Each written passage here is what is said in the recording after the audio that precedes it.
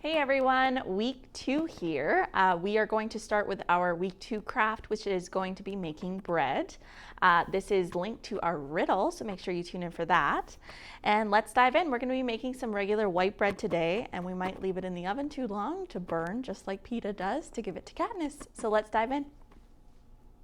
All right everyone, so these are all the supplies we are going to need. To start off, we need flour, we need yeast, we need sugar to activate the yeast. We need some salt for the bread. We need some oil. And then with all the things that we're going to need to mix it. So we need the bowl. We need a tablespoon, a cup measure, a wooden spoon. This is going to help us with folding and kneading the bread. And then we have a mini loaf pan that we're going to use to make mini pieces of bread. So let's get started. So we're going to start by preheating the oven to 425. Okay, so now that that's preheating, we are going to come back here and we're going to mix our flour together as well as our salt. And then we're going to move on and we're going to activate our yeast, okay? So we're going to start and we're going to do 4 cups of just regular flour, because that's what we have here at the library.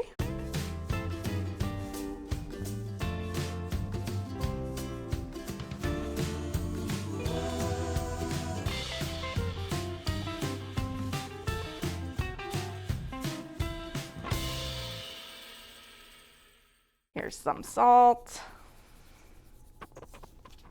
Probably too much salt. Alrighty, now we're going to stir this together. Get it all prepped for when the yeast is ready here. So there we go. We're going to set that aside. So now we have 1 1/4 cup of warm water here that we're going to activate the yeast in. So we're going to open our little yeast pack here. We're going to take 2 tablespoons of the yeast. If anything about yeast, they love sugar and it's what wakes them up. So we're going to do a couple, maybe we'll do that much. So now we're going to stir this up and let it all combine. So this is instant yeast, so it shouldn't take too long. So we're going to wait for this to activate and then we'll be right back. So because libraries are best for checking out books, not for baking, we are going to kind of speed this up a little bit. So our yeast is pretty much waking up, I think. And so we are going to make a well in our flour. And then we're going to add a tablespoon of oil. We have canola oil here. And we are going to add this to our yeast mixture, stir it on up. And then we are going to add this mixture to our flour mixture. Alrighty. And now we are going to start by incorporating this. And we're going to incorporate it until it's into a bit of a sticky dough. And then we have the fun job of kneading it all together into a dough. So, can you guys think of what tribute in the games would probably be best for doing this rather than me or Troy, because we don't really bake that often? I think I would probably employ Peta to make the bread. Yeah, I think so. Put down some parchment because this is a crafting table, not a baking table. So we are gonna spread out some flour. Not that I think that this dough needs any, because it is quite dry already. And then we're gonna flop this out onto here. There we go. Now we're gonna start, ooh, it's warm. We're gonna start incorporating this all together. Hopefully it comes together.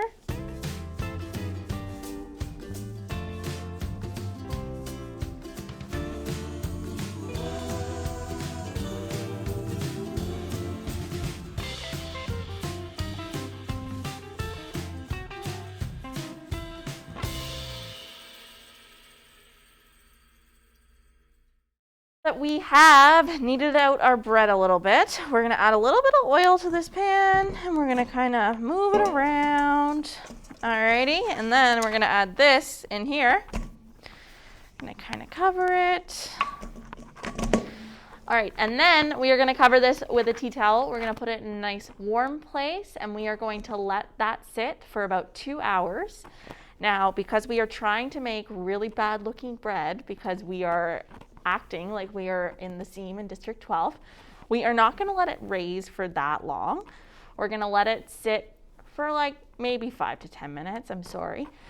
We would recommend you guys letting it do its thing and rise, but due to the lack of time and because we're trying to make this look like really bad bread, which you will see in the end, we are not going to let it raise for that long.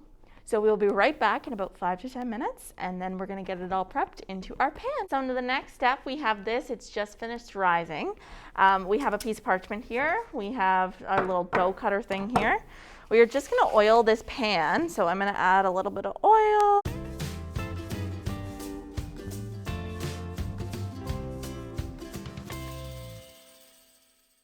So now that's done. We are going to get out our dough here. Alrighty, not too bad. It smells like dough. It smells like yeast is working. And actually it is softer than it was, which is great. I think maybe we should have done 6, but we're gonna roll with it here for 4. Are we? I think maybe we should make 6. So maybe we should do 8 because that's what this is. All right, there we go. So now we're just going to kind of shape this. Probably not supposed to even shape bread, but we're going to go with like dumpling shapes because, you know, we're in the seam here in District 12, not at the Beaumont Library. All right, working this like this.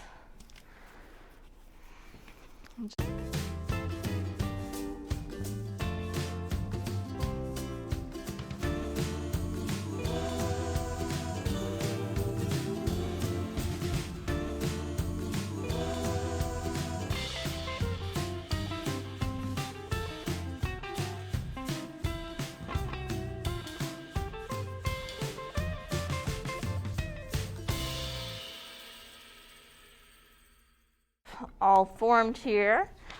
I'm going to take the salt.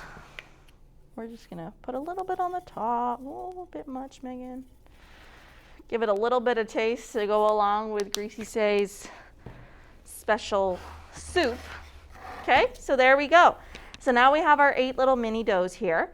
We're gonna put them in the oven for about 40 minutes and hopefully they're gonna rise up and we will check back at about that time. Thanks. Hi everyone, Troy here. While Megan's bread bakes, let's read an excerpt from the Hunger Games about why we chose to bake bread this week.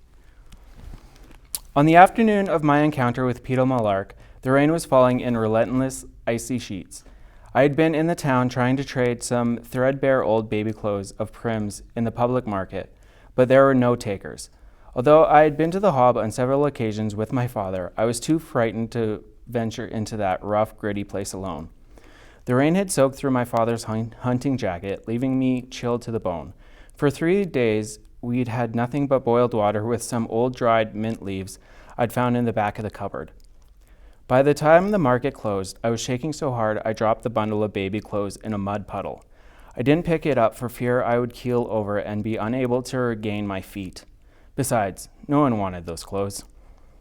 I couldn't go home, because at home was my mother, with her dead eyes, and my little sister with her hollow cheeks and cracked lips. I couldn't walk into that room with the smoky fire from the damp branches I'd scavenged at the end of the woods after the coal had run out, my hands empty of any hope. I found myself stumbling along a muddy lane behind the shops that served the wealthiest town people. The merchants lived above their businesses, so I was essentially in their backyards. I remember the outline of garden beds not yet planted for the spring, a goat or two in a pen, one sodden dog trying to post hunched defeated in the muck. All forms of stealing are forbidden in District 12, punishable by death, but it crossed my mind that there might have been something in the trash bins, and those were fair game. Perhaps a bone at the butcher's or rotten vegetables at the grocer's, something no one but my family was desperate enough to eat. Unfortunately, the bins had just been emptied. When I passed the baker's, the smell of fresh bread was overwhelming, and I felt dizzy. The ovens were in the back, and the golden glow spilled out the open kitchen door. I stood mesmerized by the heat and the luscious scent until the rain interfered, running its icy fingers down my back, forcing me back to life. I lifted the lid of the baker's trash bin and found it spotless, heartlessly bare. Suddenly, a voice was screaming at me, and I looked up to see the baker's wife, telling me to move on, and did I want her to call the peacekeepers, and how sick she was of having those brats from the seam pawing through her trash. The words were ugly, and I had no defense. As I carefully replaced the lid and backed away, I noticed him. A boy with blonde hair peering out from behind his mother's back. I'd seen him at school, he was in my year, but I didn't know his name. He stuck with the town kids, so how would I? His mother went back to the bakery, grumbling, but he must have been watching me as I made my way back behind the pen that held their pig, and I leaned against the far side of an old apple tree. The realization that I had nothing to take home had finally sunk in. My knees buckled, and I slid down the tree trunk to its roots. It was too much. I was too sick and weak and tired. Oh, so tired. Let them call the peacekeepers and take us to the community home, I thought, or better yet, let me die right here in the rain. Then there was a clatter in the bakery, and I heard the woman screaming again, and the sound of a blow, and I vaguely wondered what was going on. Feet sloshed towards me through the mud, and I thought, it's her. She's coming to drive me away with a stick. But it wasn't. It was the boy. In his arms, he carried 2 large loaves of bread that must have fallen into the fire because the crusts were scorched black. His mother was yelling, "Feed it to the pigs, you stupid creature. Why not? No one decent will buy burned bread." He began to tear off chunks from the burned parts and toss them into the trough, and the front bakery bell rung, and the mother disappeared to help a customer. The boy never even glanced my way, but I was watching him because of the bread, because of the red welt that stood out on his cheekbone. What had she hit him with? My parents never hit us. I couldn't even imagine it. The boy took one look at the bakery, as if checking that the coast was clear, then his attention back on the pig. He threw a loaf of bread in my direction. The second quickly followed, and he sloshed back to the bakery, closing the kitchen door tightly behind him. Staring at the loaves in disbelief, they were fine. Perfect, really, except for the burned areas. Did he mean for me to have them? He must have, because they were at my feet. Before anyone could witness what had happened, I shoved the loaves under my shirt, wrapped the hunting jacket tightly about me, and walked swiftly away. The heat of the bread burned into my skin, but I clutched it tighter, clinging to life. There we have it. Peeta and Katniss's first interaction, and something that will guide them throughout the story. Now let's go check on Megan's bread. Bye, everyone. So now that the bread has finished baking, we are gonna go and take a look. So we on purpose, burned half of them. Hang on, I'll bring them back over there.